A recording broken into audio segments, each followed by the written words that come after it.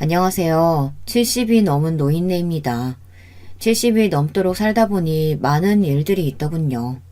그 중에서 제가 제일 기억나는 사건들이 있어 여러분께 그냥 이런 인생을 살아왔다 말하고 싶어 사연을 신청하게 됐습니다. 본격적으로 이야기를 하려고 하는데 어디서부터 이야기를 할까 고민이 되네요. 우선 제 결혼 생활부터 이야기를 할까요? 결혼 생활부터 저의 생활은 달라졌으니 그때부터 말씀을 드리겠습니다. 결혼은 제가 어렸을 때 경험하지 못한 것들을 많이 겪게 해주었어요. 물론 안 좋은 일들이 아주 많았지만 제게 있어서 아주 중요한 사건 중 하나이지요. 다시 한번 삶이 주어진다고 해도 결혼을 선택할 만큼 결혼은 제 인생에 있어 아주 중요한 사건입니다. 빛 한 줄기 없던 제 삶에 희망이라는 걸 봤기 때문이죠. 어린 시절 아버지에게 얻어터지고 어머니에게 구박을 받는 게 당연하게 여겨질 정도로 저는 불행한 가정에서 태어났습니다. 빛이라고는 보이지 않는 삶을 살았어요. 그러다 제게 사랑이라는 감정을 알려준 남자가 있었고 저는 그 남자의 아이를 갖게 되었답니다. 부모님은 그런 저에게 욕을 퍼부었고 다시는 집에 찾아오지 말라고 했습니다. 그날이 제 인생에 있어 욕을 가장 많이 들은 날일지도 모르겠습니다. 그래도 저는 행복했습니다. 이 집구석에서 벗어나 사랑하는 사람과 살 수 있는 게 얼마나 행복한 일입니까? 그 사람은 굉장히 성실했고 다정한 사람이었습니다. 앞으로의 제 인생이 행복으로 가득 차 있을 거라고 생각했어요. 아무도 축복을 하지 않았지만 저희는 아이와 함께 행복하게 지낼 수 있겠다는 확신이 있었습니다. 하지만 그 확신은 바로 깨져버리고 말았죠. 그 사람이 얼마 지나지 않아 죽고 말았기 때문입니다. 저는 그 사람이 잘 버티고 있었다고 생각했어요. 그런데 지금 생각해보면 그 당시에 저도 불안해서 그 사람이 잘 버티고 있어야만 한다고 생각을 했나 봅니다. 그 사람에게 괜찮은지 물어본 적이 없었던 것 같네요. 그 사람이 떠난 이유는 다름 아닌 사기 때문이었습니다. 다 같이 잘 살고 싶은 마음에 투자를 했는데 그 사람이 사기꾼이었고 그 사람은 어떻게든 돈을 찾으려고 노력했지만 이미 없어진 돈 어디서 찾는가 말입니까? 결국 찾지 못하고 그 사람은 유서 한 장만 남겨두고 세상을 떠났습니다. 정말 절망적이었어요.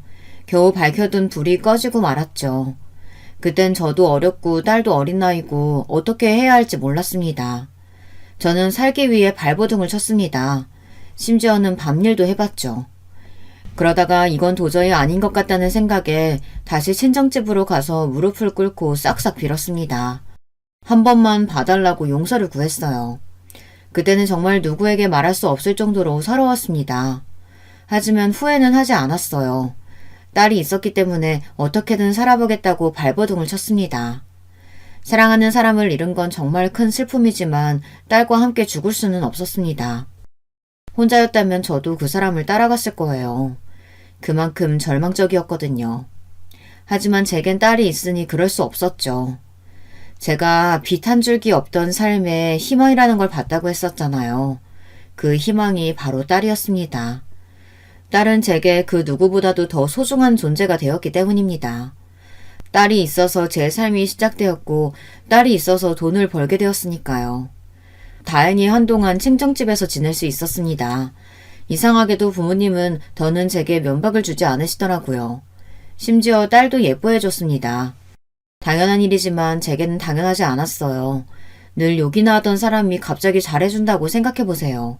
이 사람이 뭘 잘못 먹었나, 무슨 일을 벌였나 생각이 들지 않겠습니까? 그래서 저는 의심을 할 수밖에 없었습니다.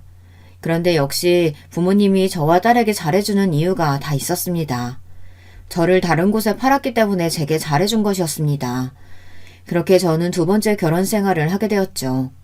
처음에 저는 애딸린 아줌마와 누가 결혼을 하나 했는데 몸이 불편하고 나이가 꽉 찬 남자였습니다. 계속 어린 여자만 고집해 결혼 때를 놓쳤다고 했어요. 하지만 어느 여자가 나이 많은 그것도 몸이 불편한 남자를 만나겠습니까? 여러분이라면 만나겠어요? 그래서 시댁 부모님은 하자 있는 젊은 여자를 찾던 중 저를 찾았고 아이 하나 정도면 자기들이 얼마든 받아들일 수 있다고 해서 팔려가게 되었던 것이었습니다. 제게는 어떤 선택지도 없었어요. 처음에 그래도 좋은 사람일지도 모른다는 기대를 했습니다. 하지만 그런 기대조차 시간 낭비였어요. 솔직히 말하면 저는 이 집에 아들을 낳으러 온 가정부나 마찬가지였습니다. 저는 가서 홀대란 홀대는 다 받았어요. 그리고 남편이란 작자는 어찌나 성격이 고약하던지 몸이 불편하다고 약자라는 말, 저는 그 말을 가장 싫어합니다. 몸이 불편하다고 해서 정신마저 불편한 건 아니지 않습니까? 남편은 툭하면 자기를 이상하게 본다며 저를 때렸습니다.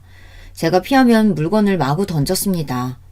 그런데 여러분, 제가 한 가지 질문을 해볼게요. 물건을 던지거나 누군가를 때렸다면 그건 누구의 잘못일까요? 질문이 너무 쉬운가요? 누군가가 먼저 위협을 강하지 않는 이상 때린 사람이나 던진 사람이 잘못한 거 아닌가요? 그런데 저는 오히려 그런 남편을 제지를 못한다고 시부모님께 혼이 났습니다. 시부모님은 자기 남편 간수도 못한다고 혼을 냈습니다. 아들이 태어나기 전까지는 금이야 오기야 아주 귀하게 대했는데 아들을 낳고 나서는 제가 어떻게 돼도 상관없다는 사람처럼 저를 대했습니다. 그렇게 저의 결혼 생활은 식모살이나 다름없던 불행한 생활이었어요. 그래도 아이들은 잘 자라주었어요. 시댁 부모님이 부유한 편이라 부족함 없이 자랐습니다. 물론 아들만요. 아들은 정말 부족함 없이 잘 자랐습니다. 하지만 딸은 달랐어요. 딸에게 지원을 안 해준 건 아니었습니다. 하지만 은근히 아들만 챙겼고 딸도 어느 정도 눈치를 채서 어리광을 부리지는 않았습니다. 그렇다고 제게 왜 자기만 차별하냐고 하지도 않았어요. 그런 딸에게 서운하지 않냐고 물어본 적이 있었는데 자기는 다른 집안 사람이니 이해를 한다고 하더군요. 그런 말을 들으니 어찌나 마음이 아프던지. 하지만 제가 해줄 수 있는 건 아무것도 없었습니다. 그저 딸을 더 소중히 대하고 사랑하는 것밖에 없었죠. 저는 결혼하고 몇 년 뒤 일을 하게 되었습니다. 아들이 어느 정도 크니 시어머니께서 집에서 놀 생각하지 말고 밖에 나가서 돈이라도 벌라고 했습니다. 그래서 저는 작은 식당에 들어가서 일을 하게 됐습니다. 그런데 집안에 있는 것보다는 일을 하는 게 훨씬 재밌지 뭡니까? 일하는 사람이 저를 괴롭히겠습니까? 아니면 손님들이 괴롭히겠습니까? 물론 진상 손님이 있기는 했지만 집에서 매일 보는 시부모님과 남편만 하지는 않았습니다. 그래서 저는 일하는 시간이 너무 행복했죠. 집에만 있으면 구박만 받고 맞기만 하는데 저를 필요로 해주는 사람도 있고 즐겁게 일을 할 수 있다는 게 어찌나 즐겁던지 아이들만 아니었으면 당장 뛰쳐나와 혼자 즐기고 싶은 마음뿐이었습니다. 저는 몇 년 동안 일을 하고 집에 들어와 아이들을 보고 남편 뒷바라지를 하며 살았습니다. 그러고는 한 번씩 친정으로 갔었죠. 가서 욕만 먹는데도 부모라고 인사를 하러 갔습니다.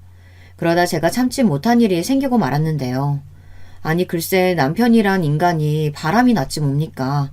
그 작자는 돈이 없었으면 살지 못했을 거예요.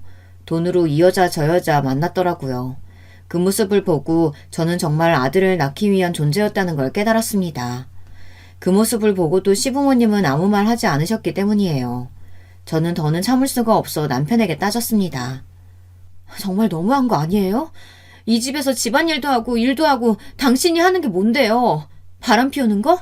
지금 그게 당신이 할 짓이에요? 왜? 너도 내가 몸 불편하다고 무시하는 거냐? 내 몽둥이가 이렇다고 아무랑 못 만날 것 같아? 아니, 지금 그게 문제예요? 당신이 바람을 피우고 있다는 게 문제잖아요. 이게 보자 하니까 어디서 여자가 하늘 같은 서방한테 소리를 쳐? 이게 정신이 나갔나? 저 이렇게는 못 살아요. 제발 좀 정신 좀 차리세요. 니까짓게 못 살면 야 너는 나 아니었으면 니 딸이랑 그냥 거지꼴로 살았을 거. 내가 데려와서 아들도 낳게 하고 잘 사는 집 며느리도 하겠구만. 말하는 거 보면 하여튼 이래서 없는 것들 데려오면 안 되는 건데. 에휴. 저는 남편의 이야기를 듣고 충격을 받을 수밖에 없었습니다. 남편의 당당한 태도에 대해서는 충격을 받지 않았어요. 그럴 만한 인간이라고 생각했기 때문이죠. 하지만 딸은 완전 남처럼 생각하더군요. 아무리 피가 섞이지는 않았어도 그래도 제 자식인데 그런 식으로 이야기하는 건 너무하지 않나요? 저는 그 이야기를 듣고 남편의 뺨을 때렸습니다. 그리고 저는 남편의 지팡이에 머리를 맞았고 순간 눈앞이 캄캄해지며 쓰러지고 말았습니다. 그리고는 딸의 소리와 함께 정신을 차려 일어날 수 있었어요. 그런데 정신을 차리자마자 저는 시어머니에게 맞고 말았습니다. 이년아, 네가 뭔데 우리 아들을 때려?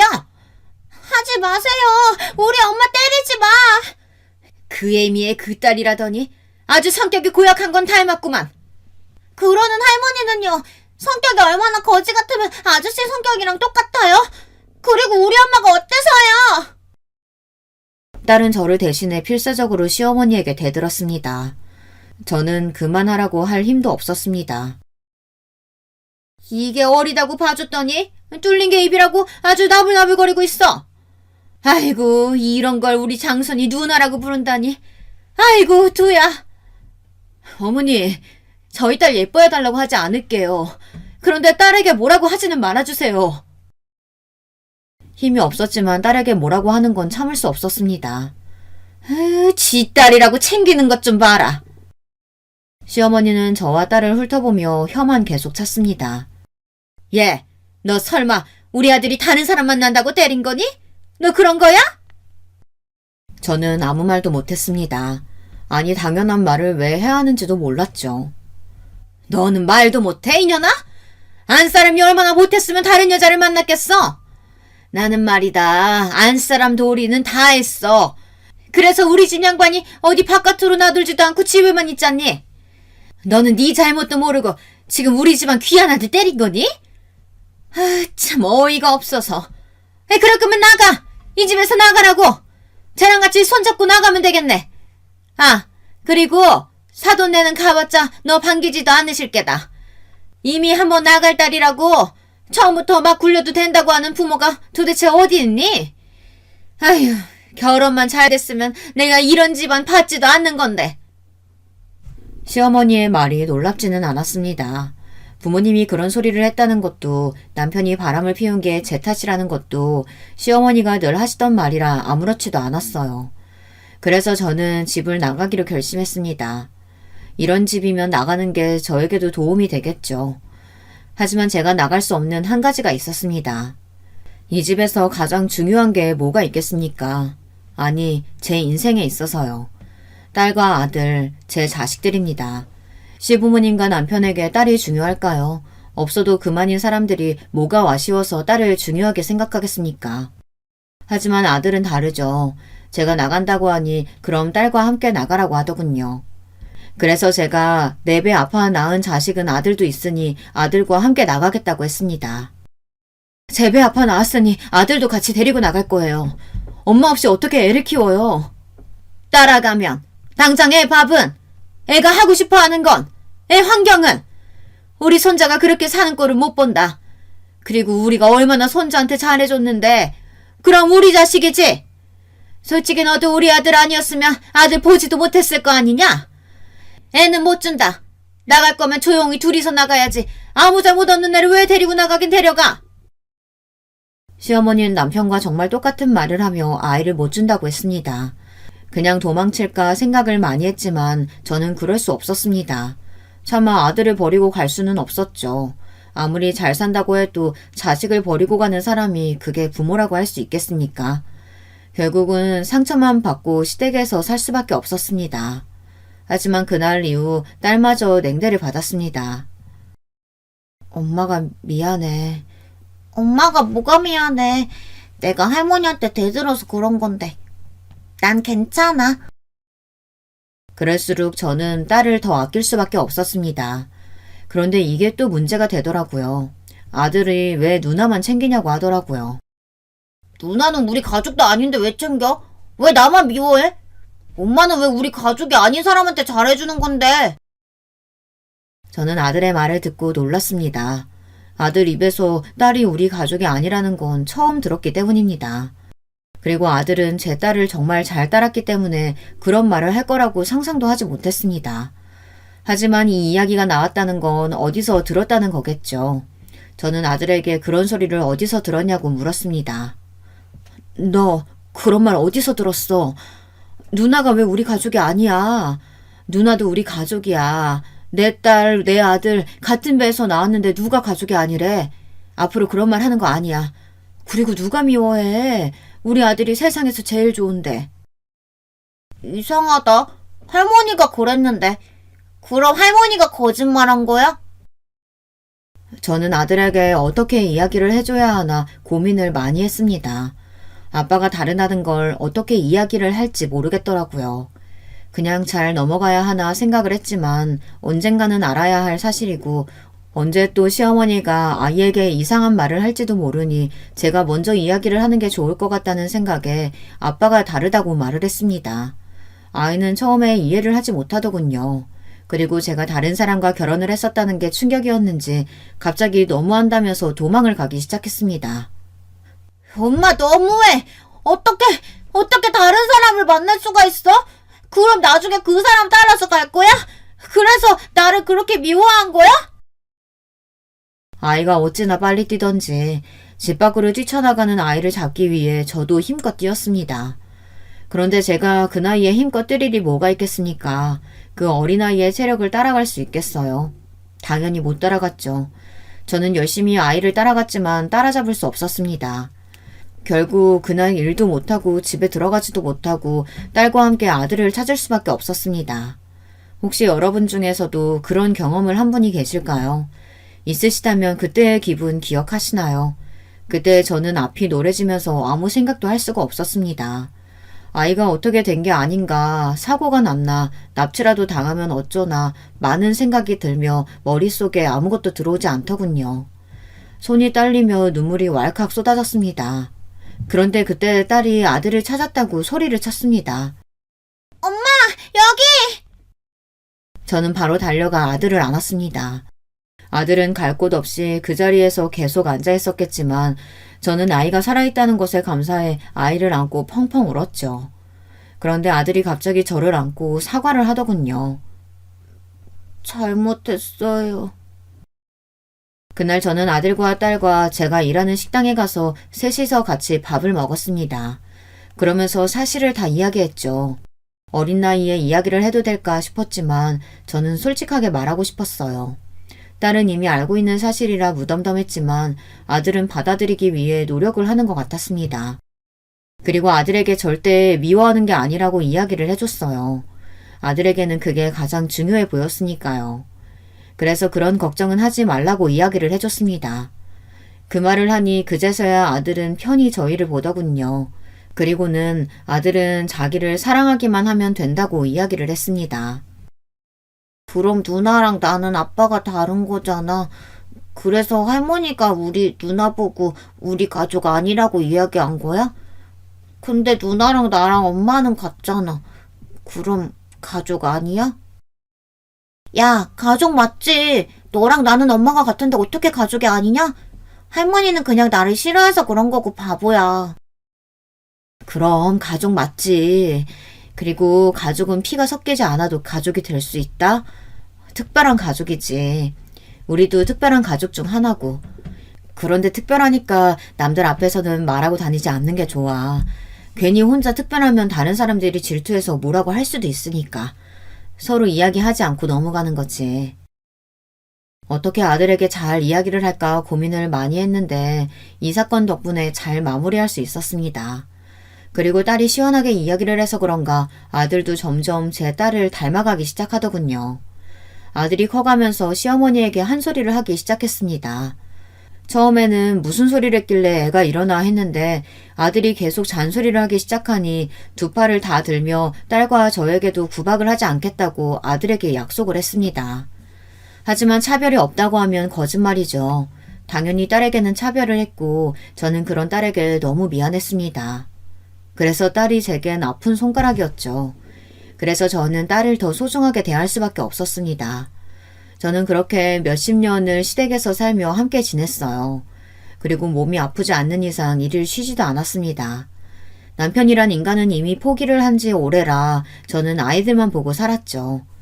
그리고 시부모님의 병간호를 하며 지내다 시아버지가 돌아가시고 몇 년 뒤 시어머니가 돌아가시고 나서야 저는 그제야 자유로워졌습니다. 하지만 문제는 남편이었습니다. 남편은 늙어 더는 돈으로 여자를 만날 수 없었는지 매일같이 술을 마시고 오더군요. 그리고는 매일같이 자기를 무시하냐며 물건을 집어던졌습니다. 그런 모습을 본 아들과 딸은 먼저 이혼 생각은 없냐고 물어봤습니다. 왜 없겠어요. 하지만 이제 와서 이혼하자니 웃기더군요. 뭐 남편이 나이가 더 들어 병시중을 들여야 할 생각을 하면 끔찍하기는 하지만 이게 제 팔자라 생각하고 받아들이기로 해서 그런가 별로 이혼을 해야겠다는 생각이 들지는 않았습니다. 그런데 그런 걱정은 하지 않아도 됐습니다. 그렇게 좋아하는 술로 결국 죽고 말았으니 말입니다. 술을 마시고 도로에 뛰어들어 결국 저 세상으로 갔으니 제가 병시증을 들지 않아도 됐죠. 남편이란 사람이 죽었는데도 눈물이 나오지 않았습니다. 물론 마음이 좋지는 않았어요. 하지만 언젠가는 술 때문에 사고가 날 거라고 생각을 했었기 때문인지 생각보다 슬프지는 않았습니다. 이렇게 이야기를 해도 될지 모르겠지만 마음이 후련해진 것도 있었습니다. 아이들도 아버지가 돌아가셨다고 슬퍼하지 않는 모습을 보니 남편이란 인간이 얼마나 인생을 못 살았나 싶었죠. 그렇게 남편을 보내고 이제는 자식들만 보낼 날만 남았습니다. 자식들을 보내고 홀로 지낼 생각을 하니 헛헛하더군요. 하지만 딸과 아들도 새로운 가족을 찾아야 하지 않겠습니까? 저는 딸과 아들을 보내고 혼자 시골에 내려가 살 생각이었습니다. 그 결심을 한 지 얼마 되지 않아 자식들은 서로 짝을 찾아 제 곁을 떠나갔습니다. 저는 자식들을 보내고 시골로 내려가 자그마한 가게를 내서 조용히 살았습니다. 시골에 살고 있어서인지 아이들이 자주 찾아오지는 않았지만 아이들은 주말에 한 번씩은 오려고 했어요. 자주 오지 말라고 이야기했지만 제 말은 듣지 않더라고요. 그래도 자식들이 계속 찾아와 주니 기분은 좋더군요. 그런데 계속 찾아와서 그런가 며느리는 어느 순간부터 오지 않더니 제게 더는 못 가겠다고 통보를 하더군요. 요즘 며느리들은 당돌하게 이야기를 한다는데 직접 당해보니 웃음이 나왔습니다. 하지만 며느리와 싸워봤자 뭐합니까? 안 그런가요? 또 제가 시어머니에게 된통 당해서 그런가 저도 그런 시어머니가 되고 싶지는 않더라고요. 물론 며느리가 놀고 먹기만 한다면 뭐라고 했겠지만 며느리가 쉬는 것도 아니고 일하고 모처럼 주말에 쉬는데 시댁에 와서 앉아있으니 얼마나 싫겠습니까? 아무리 잘해준다고 해도 시댁은 시댁 아닙니까? 얼마나 불편한지 제가 더 잘 알기 때문에 이해하고 넘어갔습니다. 아들은 미안하다며 자기가 한 소리 하겠다는 거 며느리에게 뭐라고 하지 말라고 했습니다. 괜히 그런 이야기를 해봤자 둘 사이에 좋은 거 하나 없다고 그러지 말고 같이 있어주라고 이야기했었죠. 그런 말을 했다고 며느리를 미워하거나 싫어하지는 않았습니다. 그런데 사람이란 게 그렇잖아요. 자기를 챙겨주는 사람을 보면 아무것도 안 하는 사람보다 마음이 더 가는 건 어쩔 수 없지 않나요? 며느리와 다르게 사위는 제게 싹싹하게 예쁜 행동만 골라서 했습니다. 몸은 불편한 데가 없는지 집 수리할 곳은 없는지 매번 물어봤고 아들보다 더 친아들처럼 행동을 했습니다. 그러니 제가 예뻐할 수밖에 없었죠. 그래서 딸내에 조금 마음이 더 갈 수밖에 없었습니다. 그리고 어느 하루는 제가 팔을 다쳐 제대로 움직일 수 없을 때 사위가 먼저 제게 딸내에서 지내는 게 어떻겠냐고 제안을 했고 딸 집에 가서 몇 달을 신세지게 되었어요. 장모와 같이 산다는 게 쉽지 않은 일이라는 걸 잘 아는데도 불편한 기색 없이 편하게 대해주는 모습이 참 고마웠습니다. 그리고 딸아이에게도 잘 대해주니 얼마나 예쁘겠어요. 저는 점점 사위에게 마음이 갔습니다. 그런데 믿는 도끼에 발등 찍힌다고 저는 사위에게 발등이 찍히고 말았습니다. 이른이 넘어가면서 점점 몸이 좋지 않은 게 느껴지더군요. 그렇다고 몸이 아주 안 좋은 건 아니었습니다. 귀가 조금 들리지 않고 예전보다는 숨이 가빠지고 전보다는 자주 아프기는 했지만 제 나이에 비해서는 꽤 건강한 편이라 생각하며 살았습니다. 혼자서도 그럭저럭 잘 살아왔고 조용히 장사를 하며 지내왔었죠. 하지만 자식들은 걱정이었나 봅니다. 제 걱정을 어찌나 하던지 저는 제 걱정하지 말고 일이나 열심히 하라고 했습니다. 그러던 중 딸내에 안 좋은 소식이 생기고 말았습니다. 사위네 회사가 부도가 나서 실직을 하고 말았다는 겁니다. 다행히 딸이 직장을 다니고 있었지만 아이가 셋인 집에서는 딸 혼자 벌이로 어떻게 산답니까? 딸은 처음으로 제게 부탁을 했습니다. 엄마, 혹시 돈 좀 빌려줄 수 있어? 그 말과 함께 처음으로 딸내 사정을 듣게 되었습니다. 보니 바로 이야기한 것도 아닌 것 같았어요. 몇 달이 지나고 나서야 이야기를 한 것 같았죠. 자기네들도 어떻게든 버텨본다고 버티다가 제게 이야기를 한 것 같았습니다. 사부인은 딸이 결혼하고 얼마 있지 않아 돌아가셔서 부탁할 사람이 없었던 겁니다. 그래서 제게 부탁을 한 것이었죠. 자식이 어렵다는데 안 도와줄 부모가 있겠습니까? 저는 남은 전 재산을 딸에게 주겠다고 했습니다. 딸은 이렇게까지는 필요 없다며 거절을 하더군요. 부모로서 해준 것도 없잖니. 내가 너에게 미안한 것도 많고 네가 어렸을 때 그렇게 잘한 것도 나 때문인 것 같아서 마음에 걸리는 것도 많아. 엄마라고는 해준 것도 없는 것 같아서 마음이 불편했는데 이렇게 줄 수 있으니 얼마나 감사하니. 내 마음이니 이거라도 받으렴. 그럼 엄마 혹시 우리 집에서 같이 살지 않을래? 나도 그게 마음이 편할 것 같고 애들 아빠도 수락할 거야. 엄마 가게랑 집 다 정리하고 우리 집으로 와요. 엄마 몸도 불편하잖아. 한번 생각해봐. 알겠지? 딸의 제안에 저는 생각을 해봤습니다. 저야 같이 살면 행복할 것 같았어요. 하지만 아무리 딸 집이라고 해도 제 집이 아니니 괜히 불편할 것 같아 고민이 많이 되었습니다. 한참을 고민을 하는데 사위에게 전화가 오더라고요. 장모님, 안사람한테 이야기 들었습니다. 언제든 저희 집에 오셔도 돼요. 말씀만 해주세요. 아니, 그래도 자네가 불편할 텐데. 저는 괜찮아요. 아이들이야 어머님을 워낙 좋아해서 별 문제 없을 거고. 저희 회사가 괜히 이렇게 돼서는. 그게 자네 탓인가? 어쩔 수 없는 일 탓하지 말고. 그래도 이렇게 전화 줘서 고마워. 아닙니다. 편하게 말씀해 주세요. 사위의 말에 저는 딸 집에서 지내기로 마음을 먹었습니다. 그렇게 저는 다짐을 하고 가게도 팔고 집도 팔고 전 재산을 딸에게 주었습니다. 제게 남은 거라고는 자그마한 돈밖에 없었지만 그래도 딸이 편하게 지낼 수 있다면 저는 좋았습니다. 오히려 저는 마음이 한결 가벼워졌어요. 그런데 어느 날 사위의 통화를 듣고 경악을 금치 못했습니다.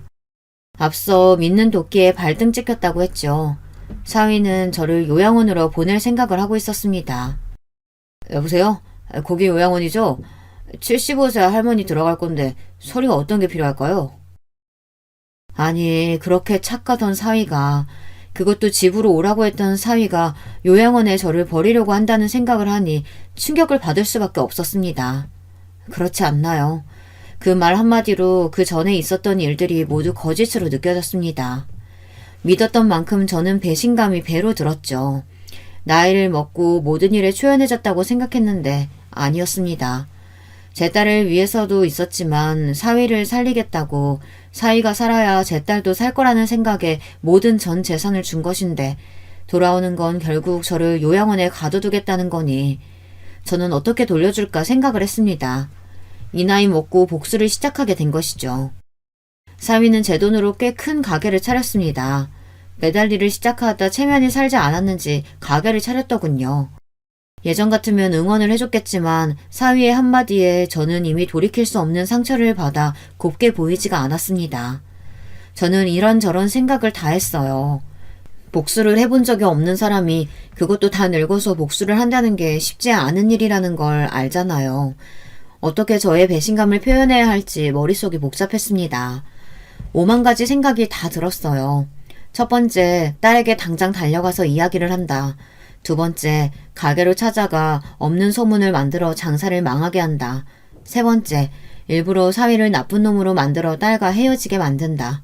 네 번째, 사위 뒷조사를 해서 약점을 잡아낸다. 이 밖에도 다양한 방법들이 있었습니다. 하지만 사위의 장사를 망치는 건 딸도 힘들어할 것 같으니 할 수 없는 일이라고 생각했고 바람을 피우게 해서 나쁜 놈으로 만들어 헤어지게 만들자니 이건 딸과 손주들이 슬퍼할 것 같고 뒷조사를 해서 약점을 잡아낸다 한들 어떻게 이용을 할 것인지 모르겠는 겁니다. 결국 저는 나머지 방법을 쓰기로 했습니다. 다행히 아이들은 학교에 가서 집에 없었고 딸도 회사에 가서 집에 없어 사위와 둘이 있는 시간은 많았습니다. 사위의 출근 시간은 조금 늦은 시간이라 같이 있는 시간이 많았죠. 이서방, 이리 좀 올 수 있나? 네, 장모님. 내가 몸이 불편해서 그런데 부축 좀 해줄 수 있을까? 갑자기 허리가 너무 아파서. 네, 당연하죠. 사위는 언제나처럼 친절하게 저를 대해줬습니다. 이서방. 네, 장모님. 아이고, 미안하네. 방에 들어가고 싶어서. 괜찮지? 아유, 그럼요.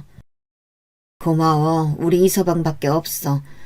아닙니다. 또 필요한 거 있으시면 말씀해 주세요. 그래. 저는 수없이 사위를 불렀습니다. 이서방. 네, 장모님. 미안한데 혹시 집에 시금치가 있나? 갑자기 애들이 시금치 나물이 먹고 싶다고 한 게 기억나서. 제가 한번 찾아볼게요. 그래, 고마워. 장모님, 시금치는 없는 것 같은데요? 아이고, 어쩌나. 오늘 해달라고 한 것 같은데. 내가 갔다 와야 하나? 제가 갔다 올게요. 그래? 자네가 갔다 오면 나야 고맙지. 그럼 조심히 다녀오고. 저는 그렇게 사위를 부려먹었습니다. 이서방. 네, 장모님. 사위는 조금 지쳐가는 게 보이기 시작했습니다. 시금치 간이 맞는지 좀 봐줄 수 있나? 네, 물론이죠.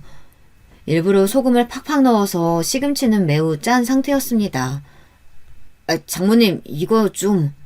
왜, 입에 안 맞아? 저는 일부러 간을 별로 하지 않는 시금치를 먹었습니다. 이상하네. 괜찮은데? 내 입맛이 이상한가? 그리고는 다시 엄청 짠 시금치를 사위 입에 넣어줬습니다.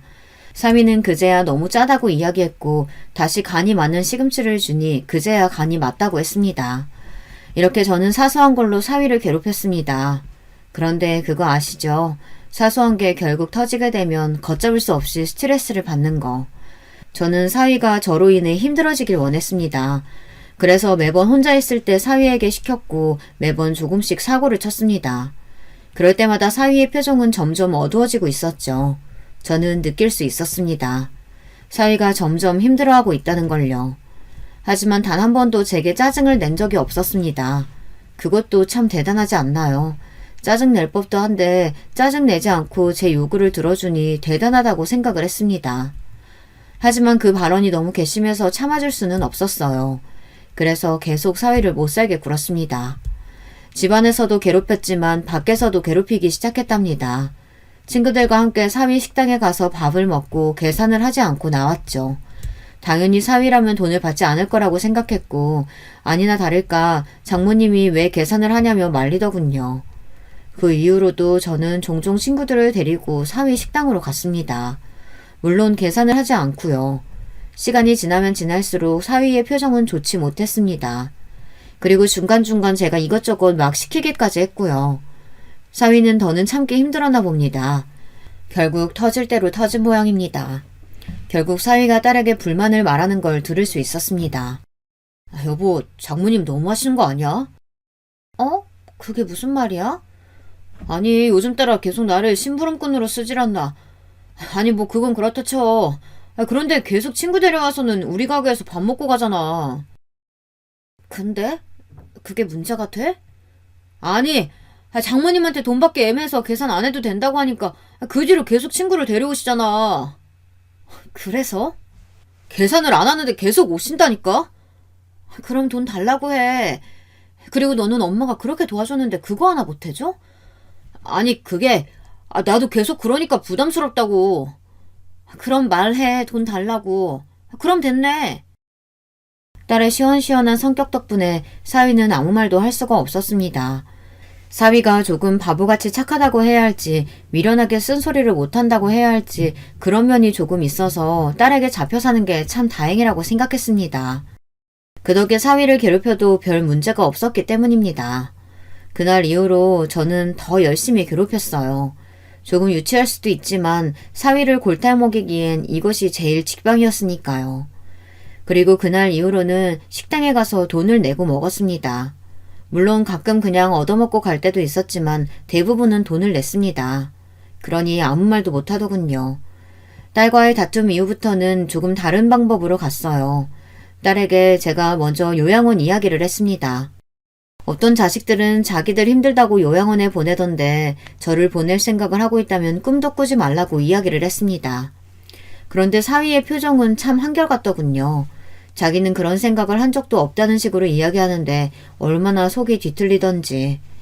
딸은 그런 말 말라고 절대 그럴 일 없을 거라고 이야기를 했습니다. 저는 그때 네 옆에 있는 놈이 나를 요양원으로 보내려고 한다는 걸 말하고 싶었어요. 하지만 아직 그런 때는 아니라고 생각을 했죠. 만약에 엄마 치매가 오면 그때도 안 보낼 거야? 내가 아무것도 못 가리면?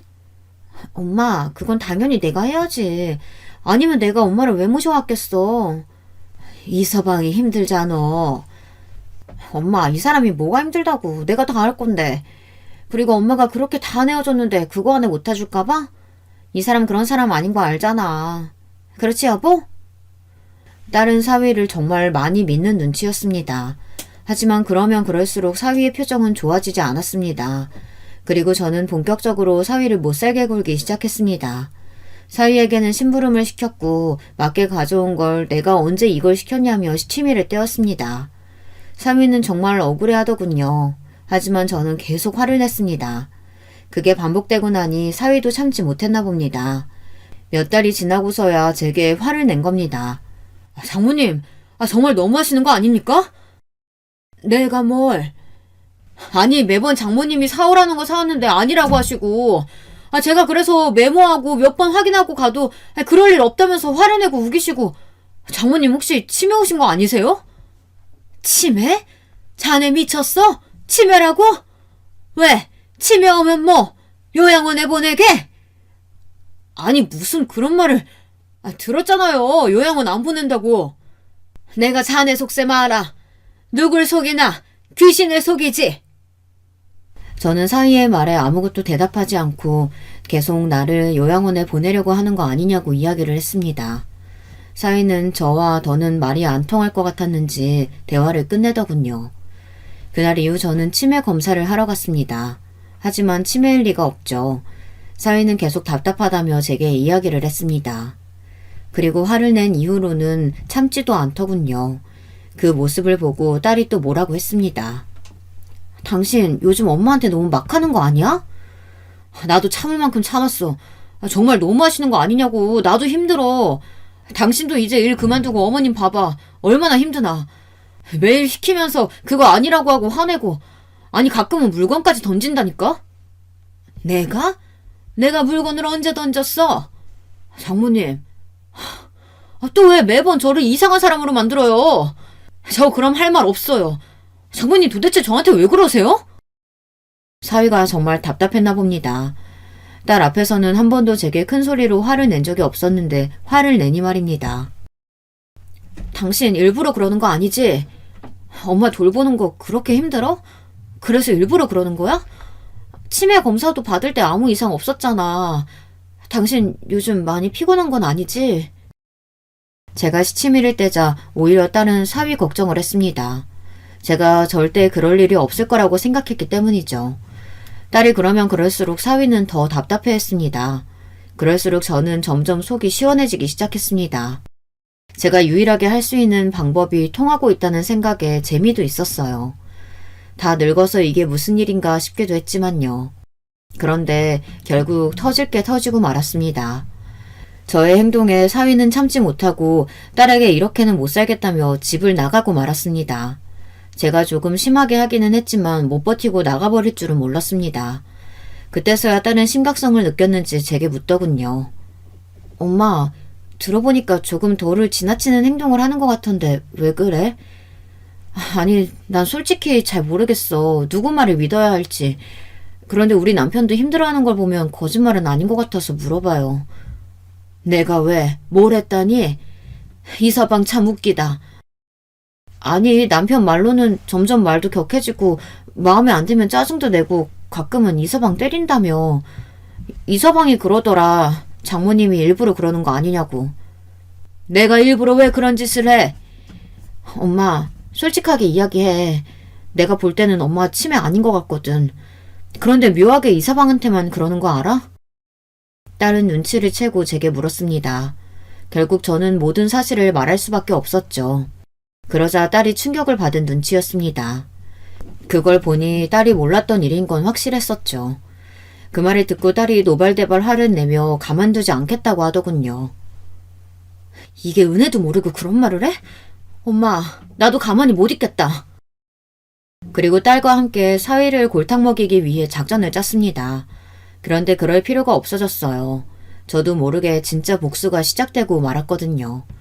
역시 인생이라는 게 어떻게 흘러가는지 모르는 게 맞았습니다. 제 복수가 이렇게 끝날 줄 누가 알았겠습니까? 딸도 함께 사위를 골탕 먹여주려고 했는데 이게 웬걸. 사위가 다른 여자와 함께 지낸다는 소문을 들었습니다. 아니 남자들은 가만히 있는 법을 모릅니까? 아니면 이런 놈들만 걸리는 겁니까? 왜 저희 모녀에게 이런 시련이 오는지 원망스럽더군요. 그런데 사위의 바람이 저 때문에 일어난 건 줄 알았는데 알고 보니 한참 전부터 만나고 있더라고요. 사위의 바람 상대는 예전 직장 동료인 것 같더군요. 딸이 그 사실을 알자마자 지인들을 통해 물어봤고 그때 충격적인 사실을 알게 되었습니다. 회사 사람들은 공공연히 다 아는 사실이라고 했거든요. 어쩐지 당당하게 집을 나가더라니 생활할 곳이 있어서 그랬는 모양입니다. 얌전한 고양이인 줄 알았더니 아주 교활한 여우더군요. 딸의 결혼마저 이렇게 허무하게 끝나버리는 건 아니라고 생각했습니다. 딸은 믿었던 사위의 바람에 충격에 못 벗어나 시름시름 앓았어요. 그래서 저는 아들에게 돈을 빌려달라고 부탁했습니다. 아들은 그냥 쓰라고 거액의 돈을 제게 주더군요. 자식한테 이렇게 돈을 받는다는 게 미안했지만 딸을 위해서 사양하지 않고 받았습니다. 아들도 제 누나의 사정을 알고 있어서 그런지 돈을 더 많이 챙겨준 것 같더라고요. 저는 그 돈을 들고 바로 업체에 부탁을 해서 사위의 바람 현장을 증거로 남겨두기 위해 노력했습니다. 그런데 이놈이 앞에선 착한 척 뒤에서는 아주 못된 짓이라고는 다 하고 다니더군요. 아주 딴 사람인 것 같았습니다. 딸 앞에서는 한없이 약하고 아무 말도 못하는 남편이었으면서 뒤에서는 잘나가는 사업가에 말 한마디에 여자들을 다 꼬실 수 있는 아주 신사다운 모습을 보여주고 있었습니다. 심지어 나이도 이름도 속여가며 사람들을 만나고 있더라고요. 그 말을 들으니 그때 더 때리지 못한 제가 한스러웠습니다. 그리고 더 과감하게 하지 못한 제가 너무 원망스러웠습니다. 증거가 하나 둘 모여가는 중 사위가 즐길 걸 다 즐기고 집에 들어오더군요. 그 얼굴을 보니 사정없이 때리고 싶었지만 그러지 않았습니다. 오히려 저는 사위를 안아주며 미안하다고 했죠. 미안하네. 내가 좀 심했지? 사위는 당황하며 제게 이야기를 하더군요. 아닙니다. 제가 죄송하죠. 집을 나가버리는 게 아니었는데 죄송합니다. 그리고는 마지막 최후의 만찬이 시작됐습니다. 손주들에게는 맛있는 거 먹고 오라고 몇십만 원을 쥐어준 뒤 게임도 하고 쇼핑도 하고 게임도 실컷 하고 오라고 했습니다. 그리고 딸과 사위와 함께 밥을 먹었죠. 마지막인 만큼 저는 아주 성대하게 차렸습니다. 장모님, 이걸 다 차리셨어요? 죄송합니다. 저 때문에. 그 말에 저는 사위가 잘못된 길을 걸었다고 생각을 했습니다. 얼굴도 되지 연기도 되지 탑배우 못지않은 실력을 가지고 있는데 왜 그 길로 가지 않았나 의문이 들더군요. 사위는 밥을 아주 맛있게 먹었습니다. 사위가 국을 먹으려고 고개를 숙일 때 이때다 싶어 있는 힘껏 뒤통수를 때렸습니다. 장모님 왜 그러세요? 왜 그러세요? 이 자식이 몰라서 물어? 아니 갑자기 때리는 사람이 알지 맞는 사람이 어떻게 알아요? 그리고 딸이 사위의 뺨을 때렸습니다. 당신 미쳤어? 그리고 사위가 딸을 치려는 거 앞에 있는 시금치 한 주먹을 잡아 던졌습니다. 아니 둘 다 지금 뭐 하는 거야? 장모님 이제 그냥 막 나가겠다는 거예요? 그리고 당신은 뭔데 날 때려? 뭔데 때리냐고? 이 미친놈아 너는 뭔데 바람을 피우고도 그렇게 당당한 거니? 왜? 나는 모를 줄 알았어? 엄마 아니었으면 내가 평생 몰랐겠다. 그치? 네가 집 나가고 나서 주변 사람들한테 어디서 뭐 하는지 물어봤어. 근데 당신 인생 잘못 살았더라. 그거 알아? 당신 친구들, 회사 동료들이 다 이야기해주던데? 그러게 철저하게 착하게 지냈어야지. 사람들도 당신 행동에 학을 뗐더라고. 내가 언제 바람을 피웠다고 그래? 에휴, 이 썩을 놈아. 증거 여기 있다. 그러고는 분이 안 풀려서 사위를 한 대 더 때렸습니다. 사위는 모든 증거를 보자마자 얼어붙어서는 바로 잘못했다고 꼬리를 내렸습니다. 당신, 그리고 엄마 요양원에 보내려고 했다면서? 왜? 받을 돈 다 받았으니 이제 노인네 필요 없어져서 버리려고 했어? 사위는 순간 놀라며 저를 쳐다봤습니다. 아무 말도 못하고 그저 잘못했다고 빌고 있었죠. 하지만 용서가 됩니까? 저희는 끝까지 용서를 하지 못했습니다. 바로 쫓아냈어요. 사위는 빈털터리로 쫓겨나고 말았죠. 불쌍하지도 않았습니다. 계속 한 번만 봐달라고 하는데 얼마나 꼴사납던지. 그 와중에 사위는 자기를 예뻐하지 않았냐고 한 번만 봐달라고 이야기를 하더군요. 자업자득 아닌가요? 사위가 그런 저를 요양원으로 보낼 계획만 세우지 않았다면 저는 계속 사위를 예뻐했을 겁니다. 안 그런가요? 그리고 솔직히 누가 딸의 결혼을 망치고 싶겠습니까? 복수라고 해봤자 그냥 노인네의 한풀이 정도로 끝을 내려고 했지 자기가 잘못해서 이렇게 끝난 거 아닙니까? 결국 사위는 아무것도 갖지 못하고 쫓겨나고 말았죠. 친구도 돈도 직장도 자식도 모두 잃은 채 쫓겨났습니다.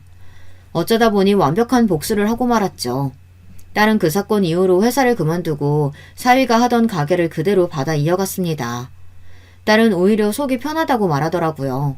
제가 그렇게 하지 않았더라면 사위가 나가지도 않았을 거고 그럼 이렇게까지 되지 않았을 테지만 그래도 속지 않고 사랑스러운 저희 가족끼리 살 수 있다는 게 다행이었습니다. 어쨌든 사위 덕에 사랑하는 딸과 손주와 살고 있으니 그거 하나는 고맙다고 말하고 싶네요. 덕분에 저는 행복하게 살고 있습니다.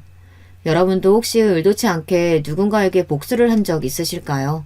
아니면 복수를 하지 못하고 살고 계신가요? 복수를 하지 않든 복수를 하든 여러분의 선택이 올바른 길이라는 거 잊지 않았으면 좋겠습니다. 그렇다고 복수를 위해 너무 망가지지 않았으면 좋겠네요. 저를 보세요. 시부모님은 나이 들어 죽고 남편이란 작자도 사고 나서 죽고 제가 모든 재산을 받았고 결국 제가 제일 편안하게 살고 있지 않습니까? 그리고 사위도 보세요. 제가 불을 켜고 아등바등 복수를 하려고 했다면 사위는 일찍 알아차리고 이렇게까지 나락으로 떨어지지 않았을 겁니다. 분명 잘못 살고 있는 사람들은 결국 벌을 받게 되어 있는 것 같습니다. 죽어서라도 받을 거라고 생각해요.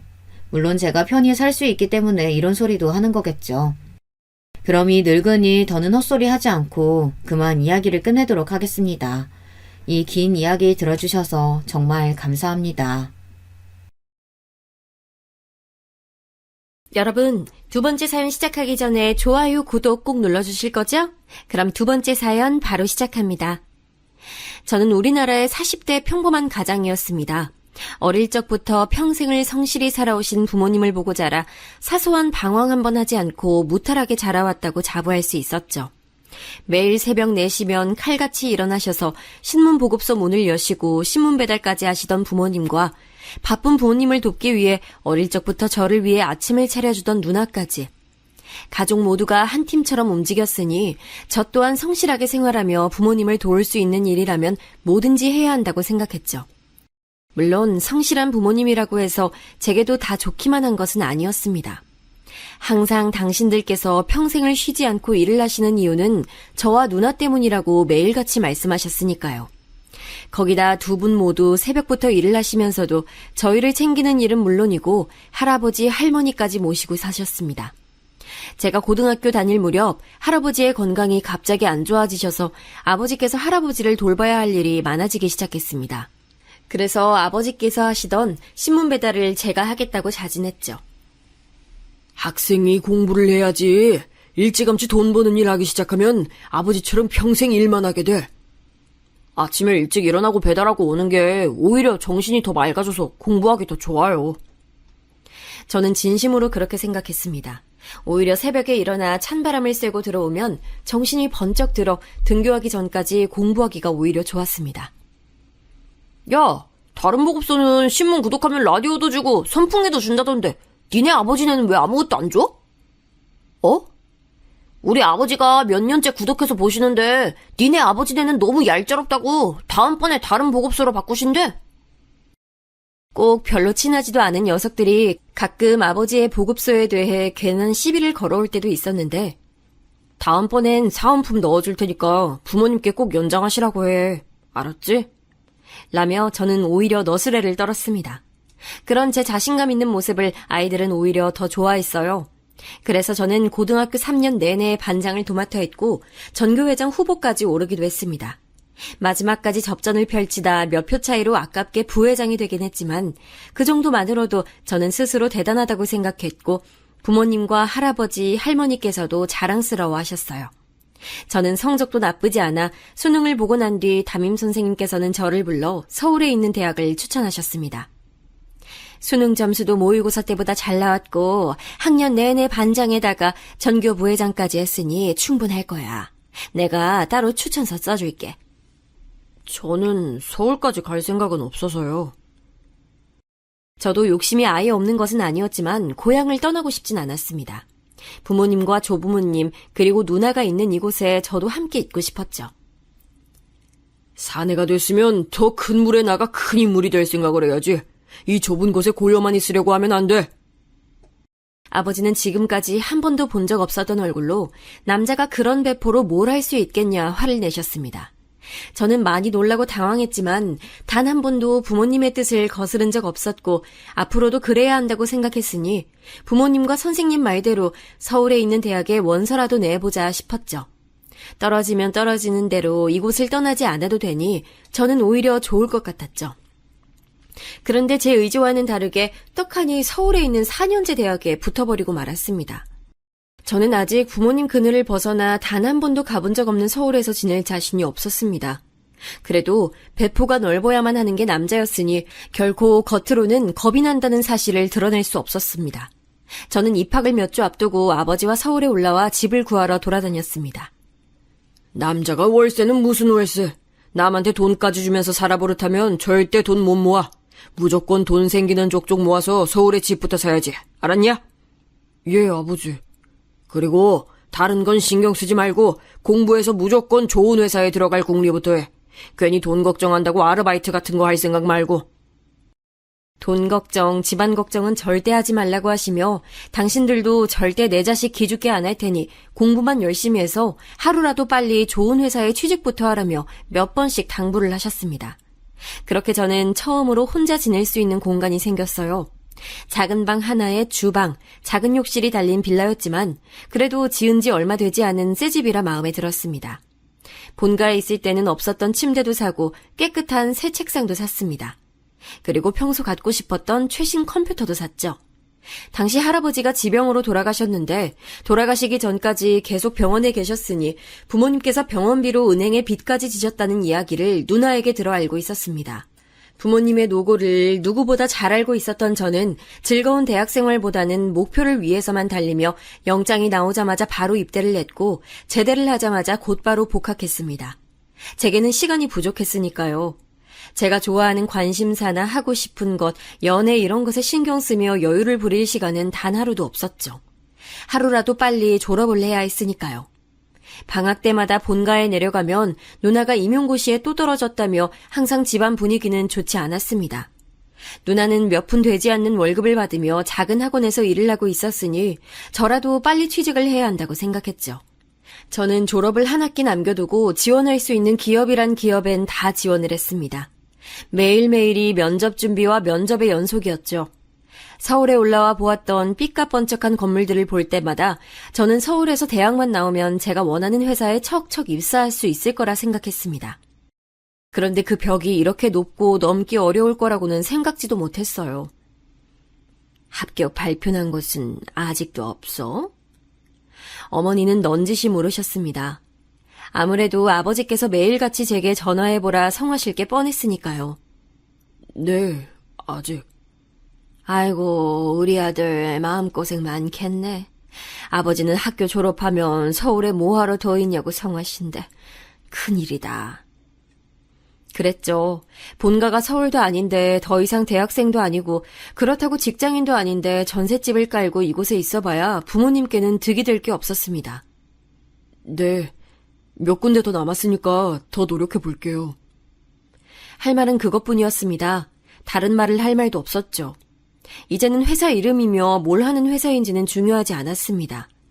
아버지가 이름만 아는 곳이라면 어디든 붙어야 한다 생각했죠. 역시 사람은 벼랑 끝까지 서봐야 간절함이 배가 되는 것일까요? 그 간절함이 통했는지 드디어 처음으로 최종 합격 문자를 받았습니다. 제가 원하던 회사는 아니었지만 그래도 아버지께서 들으면 잘 아실 만한 회사였어요. 저는 뛸 듯이 기뻤습니다. 그렇게 아버지가 큰맘 먹고 사주신 양복을 입고 저는 출근했습니다. 그토록 원했던 회사였지만 역시나 쉽지만은 않았습니다. 대학을 다닐 때와는 하늘과 땅 차이였죠. 지금까지 공부해온 것들은 아무짝에도 쓸모가 없었습니다. 하루 종일 상사들의 뒤치다꺼리를 하느라 식사를 거르는 일도 많았고 이런저런 핑계를 댈 수 있는 여자 직원들과는 달리 남자 신입사원은 상사들과의 술자리와 접대자리에는 절대 빠질 수 없었으니까요. 그러던 어느 날이었어요. 고생했어요. 집이 어디예요? 선임이 먼저 고생했다며 제 존재에 대해 알아주고 먼저 무엇인가 물어봐준 것은 입사 이후 처음 있는 일이었습니다. 그 선임은 회사에서도 일 잘하기로 소문난 여자 상사였는데 저보다 딱 1년 먼저 들어왔다는데도 선임들 사이에서 모두가 입이 마르게 칭찬할 만큼 회사에서는 능력자로 통했죠. 외모도 훌륭한데 명문대 출신이었고 들고 다니고 입는 것마다 모두 다 명품에 고등학교도 강남 8학군에서 나왔다며 소문만 무성했었는데 직접 마주친 것은 처음이었습니다. 마침 가는 방향이 같아 능력자 선배와 저는 함께 택시를 탔죠. 나 신입 때는 술자리는 거의 없었는데 올해는 되게 자주 생기네요. 아, 그런 거예요? 저는 회사원들은 원래 다 이렇게 매일 마셔대는 줄 알았어요. 별말하지 않았는데 선임은 뭐가 그렇게 재밌는지 제 말에 빵 터져서는 자꾸 웃더라고요. 저는 제가 뭘 실수했나 싶어 물었는데 선임은 본인도 회사원이면서 회사원이라고 말하는 게 너무 웃기다며 웃음을 멈추질 않았습니다. 저는 머쓱해서 괜히 머리만 긁적거렸죠. 그러고는 어느 학교를 나왔는지 회사 생활은 어떤지 동기 중 누구와 제일 친한지 쉬지 않고 제게 질문을 하더라고요. 다른 선임이 그랬다면 왠지 불편했을 수도 있었을 것 같았는데 능력자 선배는 굉장히 자연스럽게 편하게 얘기를 이끌어주어서 뭔가 전부터 알던 친구와 얘기를 나누는 것 같았습니다. 나이도 동갑인데 둘이 있을 땐 우리 편하게 지내요. 친구처럼. 능력자 선배도 저와 같은 마음이었는지 먼저 친하게 지내자 얘기를 해주더라고요. 저야 당연히 싫지 않았죠.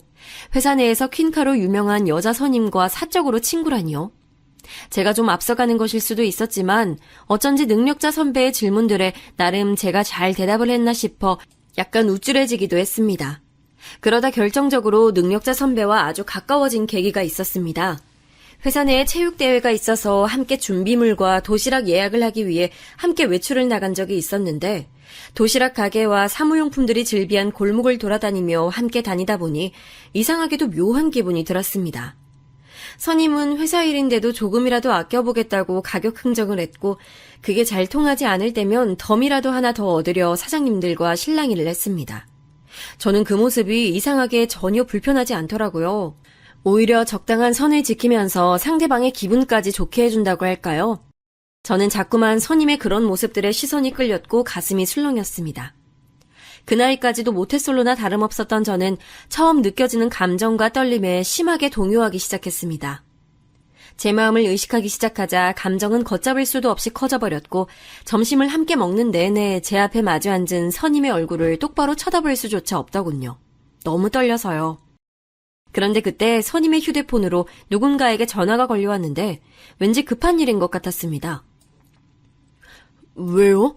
회사에 무슨 일 생겼어요? 회사는 아니고 어머니께서 갑자기 쓰러지셔서 응급실이라고. 선임은 많이 놀랐는지 가녀린 손까지 벌벌 떨며 휴대폰을 쥔 손을 어쩔 줄 몰라 하고 있었습니다. 어디 병원 응급실인데요? 저는 뭐라도 도움이 되어야 할 것만 같아 서둘러 계산을 하고 가게 밖으로 나왔고 택시부터 잡았습니다. 그리고 놀란 선임의 어깨를 부축하며 택시 뒷좌석에 함께 올라탔죠. 응급실까지 가는 동안 저는 회사에 전화를 걸어 상황을 설명하고 선임이 많이 놀라 제가 응급실까지 모셔다 드리고 복귀하겠다 전달했습니다. 응급실에 도착해 선임의 어머님께서 계시다는 병실로 달려갔는데 다행히도 큰일은 아니었고 어머님께서 원래도 당뇨가 있어 어지럼증이 좀 있으셨는데 하루 종일 일이 바빠 식사도 못하시고 잠깐 바람을 쐬러 밖에 나왔다가 순간 쨍한 햇빛에 머리가 핑 돌며 바닥에 주저앉아 버리셨다는 것이었습니다. 선임은 그제야 좀 긴장이 풀렸는지 그 큰 눈으로 눈물을 펑펑 쏟아냈습니다. 엄마는 왜 밥을 안 먹고 이래? 어머니의 품에 안겨 제발 건강 좀 챙기라며 울먹이는 선임의 모습이 안쓰러우면서도 어머니를 걱정하는 모습이 예뻐 보였습니다. 그때 깨달았죠. 제가 우리 회사 퀸카인 능력자 선배에게 빠져도 아주 단단히 빠졌다는 사실을요. 그래도 저만 하시길 다행이네요. 그러게요. 오늘 너무 고마웠어요. 아까 식당에서 나 혼자 있었음 아무것도 못하고 울고만 있었을 거예요. 저는 제가 한 것도 없는데 선임이 자꾸만 고맙다고 말하는 게 괜히 쑥스러워서 저희 할머니께서도 당뇨가 심하신데 끼니를 거르거나 두통이 있을 때 외출하는 건 삼가야 한다며 어머니께도 꼭 알려드리라면서 선임의 눈도 제대로 마주치질 못한 채 횡설수설 말했습니다. 그러자 선임은 저와 함께 있으면 왠지 마음이 편하다면서 병실 앞에 앉아 이런저런 얘기들을 함께 나눴습니다. 선임은 어릴 때 아버지가 갑작스레 사고로 돌아가셔서 그때부터 어머니가 혼자 힘으로 자신을 키워주셨다는 얘기부터 최근 들어 어머니 건강이 자꾸만 나빠지시는 것 같아 걱정이 된다는 얘기까지 제게 해줬습니다. 저는 어쩐지 기분이 좋았습니다. 회사에서는 다들 잘 알지도 못하면서 선임의 겉모습만 보고 고생 한번 안 해보고 좋은 집안에서 공부만 하며 커온 요조숙녀로들 알고 있었지만 저는 선임의 진짜 모습을 알게 된 것 같아서요. 그날 이후 저와 선임은 급속도로 가까워졌습니다. 회사에서뿐만이 아니라 퇴근 후에도 만나 함께 저녁을 먹기도 했고 쉬는 날은 함께 영화를 보기도 했습니다. 저희는 언젠가부터 자연스레 서로에게 말을 놓았고 이름을 부르기도 했습니다. 그렇게 점점 더 가까워지자 자연스레 연인으로 발전이 됐죠. 그렇게 시간이 흘러 이제는 여자친구가 된 선임은 대리로 승진을 했고 저는 얼마 전에 적금이 만기돼 이사를 하게 됐습니다. 아직 전세이긴 했지만 그래도 회사와 거리도 더 가까워졌고 전에 살던 집보다 넓은 거실에 투룸이라 전보다 훨씬 널찍하니 좋았습니다. 시작은 부모님의 도움이 있었지만 그래도 30이 되기 전에 조금이나마 제 힘으로 뭔가 이뤄낸 것만 같아서 집에 들어올 때마다 뿌듯했죠. 여자친구와 저는 거의 매일 집에서 데이트를 했습니다. 여자친구도 매일 출퇴근에 야근도 많이 하다 보니 퇴근하면 자연스레 저희 집에서 함께 저녁을 먹곤 했죠. 제 맘 같아서는 주말에도 만나 놀러 다니고 데이트도 하고 싶었지만 여자친구는 항상 주말이면 집에서 쉬고 싶다고 했어요. 그리고 여자친구의 어머니께서 워낙 혼자 계신 걸 싫어하신다며 주말에는 항상 어머니와 함께 있어드리려고 하는 것 같더라고요. 엄마가 한번 보고 싶다고 같이 식사 자리 한번 하자고 하시는데 어때? 너무 좋지. 내가 어머니 맛있는 거 대접할게. 아니야. 엄마가 집에서 맛있는 거 해준다고 했어. 여자친구와 연애를 하면 할수록 저는 점점 더 좋아졌습니다. 혼자 서울에 올라와 산 지도 10년 가까이 되다 보니 매일 혼자 밥을 먹고 혼자 아침에 눈을 뜨는 게 너무 외롭고 씁쓸했습니다. 안 그래도 저는 하루라도 빨리 여자친구와 함께 살고 싶다는 생각하며 결혼 생각이 간절했습니다. 그런데 여자친구가 먼저 어머님께 인사를 가자고 말해주니 너무 좋았습니다. 그렇게 저는 정식으로 처음 그녀의 집에 가게 됐습니다. 매일 집 앞 골목에서만 헤어지다 집 안까지 들어간 것은 처음이었죠. 저는 어머님이 좋아하신다는 과일과 케이크 그리고 제가 따로 미리 주문해 놓은 꽃다발까지 양손 가득 바리바리 들고 갔습니다. 어머니께서는 너무 밝은 얼굴로 저를 맞이해 주셨어요. 어머, 반가워요. 오랜만에 솜씨 좀 내봤는데 맛있나 모르겠네. 와, 다 너무 맛있을 것 같아요. 잘 먹겠습니다. 미리 차려주셨다는 상은 이미 상다리가 휘어질 듯 진수성찬이 차려져 있었습니다. 딸은 엄마의 음식 솜씨를 닮는다는데 여자친구의 실력도 기대될 정도로 어머니의 음식은 너무 훌륭했습니다. 부모님은 지방에 계시다고? 예, 고향에서 신문 배급소 하고 계세요. 배급소를 오래 하셨다고 들은 것 같은데 아직도 하고 계신 걸 보면 아직 경제적으로 많이 힘드신가? 아, 많이 힘드신 건 아니고요. 아버님이 오랫동안 한 가지 일만 성실히 해오셔서 그런지 할 수 있으면 계속 일을 하고 싶어 하세요. 아직 누나도 결혼을 안 하기도 했고요. 성실하기만 하시면 되나? 재산을 좀 불리셔야지. 조모님도 모시고 산다고 들은 것 같은데 그럼 집이 좀 커야겠네. 가족들 모두 지금 하고 계신 배급소 건물에 살고 계세요. 어머? 배급소 건물이 아버님 거구나? 아, 예.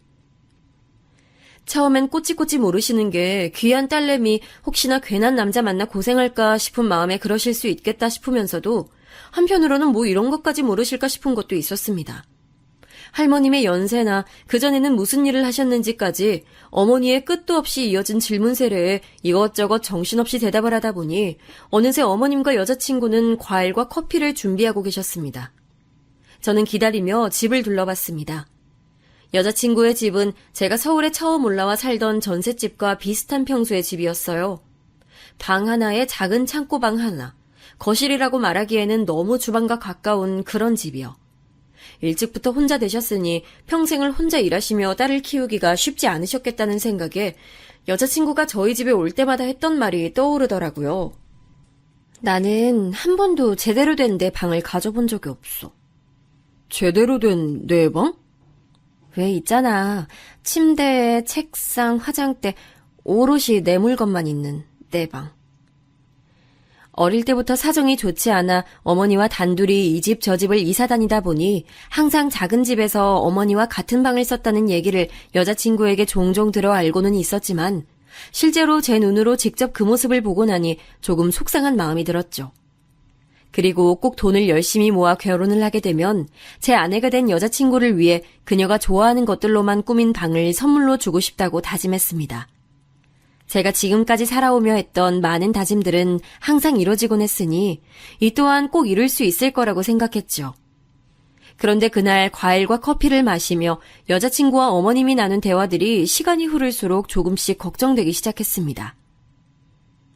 부모님이 다 지방에 계셔서 서울에 혼자 사는 아들 걱정이 많으시겠네. 예, 그래서 빨리 결혼하라고 성하세요. 어머, 그래? 부모님께서 아들 장가 보낼 준비를 다 해놓으셨나? 그때까지만 해도 원래 솔직하시고 유쾌하신 성격이시다 보니 딸 가진 어머님의 걱정이 섞인 농담 반 진담 반 하는 사소한 질문이라고 생각했습니다. 아버지께서도 요즘 여자들이 서울에 30평대 아파트 아니면 결혼을 안 하려고 한다더라 하시면서 농담하시긴 하셨어요. 와, 아파트? 나 아파트 너무 살아보고 싶었는데. 그러게, 우리는 아파트 한 번도 못 살아봤네. 난 아파트 살면 베란다 확장 이런 거 안 하고 꼭 베란다 있는 게 좋더라. 지금 이 자리에서 결혼에 대해 구체적으로 얘기하기는 어려워서 대충 둘러댄 얘기였는데 이야기의 흐름은 마치 지금 당장 제가 결혼을 하게 되면 아파트를 떡하니 준비할 수 있을 것처럼 흘러갔어요.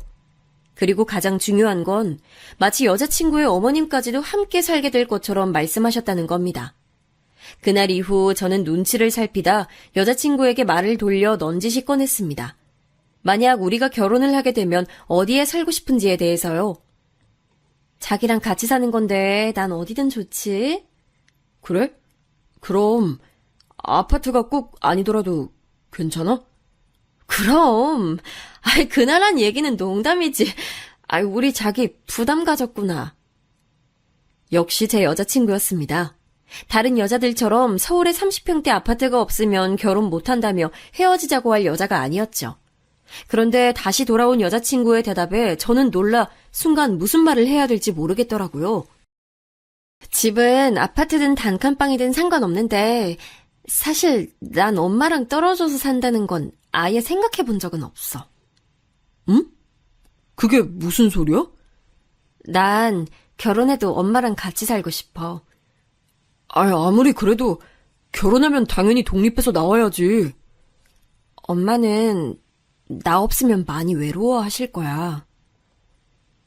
이 이야기는 도대체 무슨 뜻일까요? 30이 다 된 성인이 어머니와 떨어져서 산다는 걸 생각해 본 적이 없다니 말입니다. 저는 여자친구가 들어도 기분이 나쁘지 않을 말들을 골라 계속해서 생각해 봤지만 도저히 떠오르질 않았습니다. 그날도 결국 속 시원한 얘기는 나누지 못한 채 마음이 찝찝한 상태로 돌아왔죠. 물론 여자친구와 어머니가 오랫동안 서로 의지를 하며 살아온 세월을 생각하면 아예 이해하지 못하는 것도 아니었습니다. 하지만 결혼을 해서 저와 함께 산다는 건 전혀 다른 문제였죠. 처가살이도 생각해 본 적이 없는데 제가 모시고 산다니 말입니다.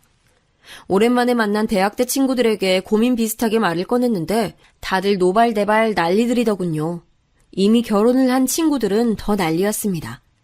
시집살이는 옛말이고 요즘은 장모님들이 아이를 봐주시는 일이 많다 보니 자주 서로의 집을 왕래하는 일이 많아지면서 장서 갈등이라는 말이 나올 정도로 심각한데 심지어 결혼함과 동시에 장모를 모시고 산다는 건 아주 신중히 생각해봐야 할 문제라고요.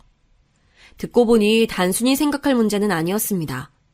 그리고 가장 중요한 건 저희 부모님께서 허락할 리 없는 문제였죠. 하지만 제가 너무도 사랑하는 여자친구에게 이런 제 마음을 어떻게 전달해야 할지 도무지 떠오르질 않았습니다.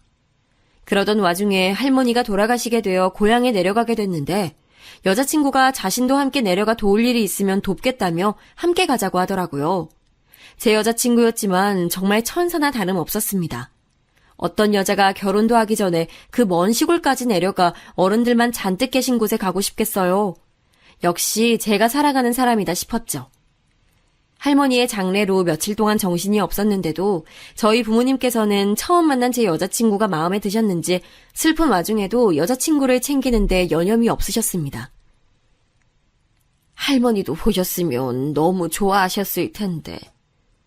엄마는 그렇게 시집살이를 하고도 할머니 돌아가신 게 슬퍼? 얘는? 당연하지. 너 행여나 아버지 앞에서 그런 소리 말어? 제 여자친구를 만나서 기쁜 마음이 크면서도 어머니는 할머니께 그 모습을 보여드리지 못해 아쉬워하셨는데 누나는 그런 어머니의 모습마저 마음에 들지 않았는지 돌아가신 할머니 영정사진이 바로 눈앞에 버젓이 있는 앞에서도 투덜거렸습니다.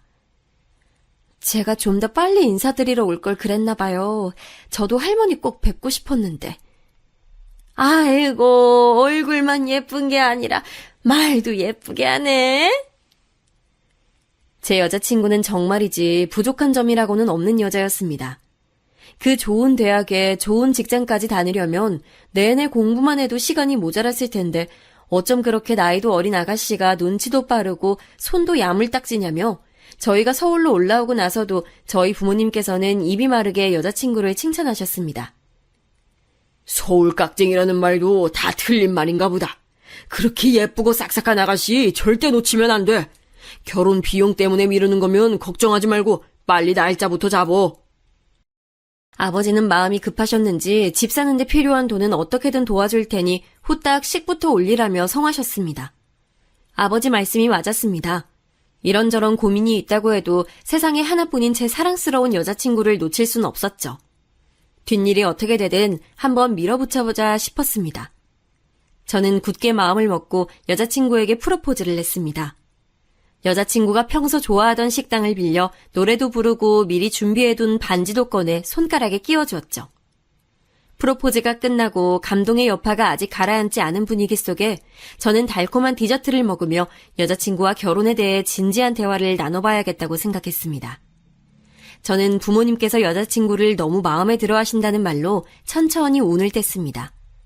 그리고 할머니께서 돌아가시면서 아버지에게 남겨주신 땅과 재산이 조금 있어서 만약 우리가 결혼을 한다면 아버지께서 지금 당장 그 재산들을 정리해 서울의 30평대까지는 아니어도 작은 아파트 정도는 사줄 수 있다고 하셨다고 했습니다. 그러자 여자친구는 제게 와락 안기며 저희 부모님께서 능력자라며 엄지손가락을 축혀 올리더니 어떻게 서울의 아파트까지 사주실 수 있냐고 엄청 좋아하더라고요. 우리 엄마도 너무 좋아하시겠다. 그건 그렇고 사실은 나 그거에 대해 물어보고 싶었는데. 응? 뭔데? 물어봐. 자기 어머님 말인데 혹시 우리가 결혼해서 자기가 나오게 되면 혼자 살기 힘드실까? 제 질문에 여자친구는 잠시 아무 말도 없이 가만히 저를 바라봤습니다.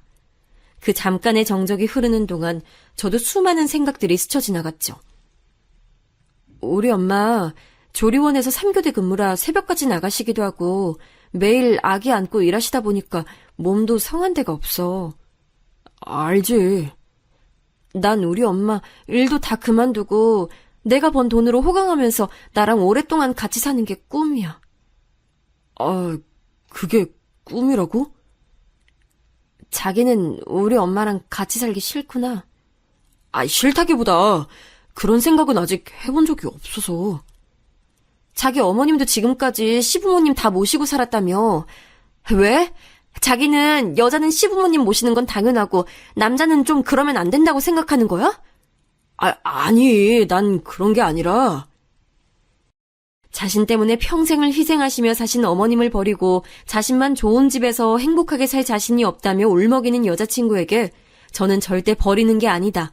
어머님 댁에서 멀지 않은 곳에 신혼집을 구하겠다고까지 얘기했지만 여자친구는 차라리 그럴 바에야 결혼을 하지 않는 게 더 낫답니다. 저에겐 정말이지 청천벽력 같은 소리였죠. 그 부분은 나도 부모님께 말씀드려봐야 할 것 같아. 정말? 그럼 이번 주말에 나랑 같이 내려갈까?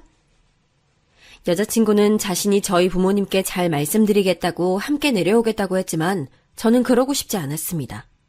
제 여자친구 앞에서는 당연히 저희 부모님께서도 솔직하게 말하지는 못하실 테니까요. 예비 장모님을 모시고 사는 걸 만약 부모님께서 반대하신다면 저는 어떻게든 설득해야 했으니 혼자 내려오는 것이 맞는다고 생각했습니다. 네 엄마가 평생을 시부모 모시고 사는 거 보니까 그게 좋아 보였니? 네가 처가살이를 하게? 저의 예상대로 부모님께서는 놀라 버럭 무슨 소리냐며 화부터 내셨습니다. 저희 누나는 어이가 없다는 듯 실소를 터뜨렸죠. 순간 저는 제가 죄인이 된 것만 같았습니다. 그런 부모님의 마음을 이해하지 못할 리 없었지만 하지만 어쩌겠습니까? 여자친구와 결혼을 못한다고 생각하면 눈앞이 깜깜해지는걸요. 그래서 저는 말을 좀 보태기로 했습니다. 여자친구 어머님이 좀 아프셔. 당뇨가 있으시긴 했지만 오랫동안 조리원에서 일하실 만큼 누군가의 도움이 필요하신 정도의 건강 상태는 분명 아니었습니다. 하지만 저에게도 뭔가 명분이 필요한 것 같아 가족들 앞에서는 거짓말을 하고야 말았죠. 조금 전까지만 해도 얼굴이 빨개지셔서 버럭하시던 저희 부모님께서는 할머니께서 당뇨 합병증으로 돌아가신 지 얼마 안 된 상태였으니 금세 걱정이 앞선 얼굴로 도대체 어머님께서 어느 정도 안 좋으신 거냐 물으시며 마음이 약해지신 것 같았습니다. 며느리도 자식인데 사돈이면 다 같은 가족이지. 라고 하시며 아버지께서 운을 떼시자 아버지보다도 더 반대하셨던 어머니께서는 아이고 내 팔자야를 연신 외치시며 방문을 세게 닫고 들어가 버리셨습니다. 저는 알 수 있었습니다. 저희 부모님께서도 시원스레 대답해 주시진 않았지만 암묵적인 허락을 받았다는 것을요. 철도 없이 저는 기뻤습니다.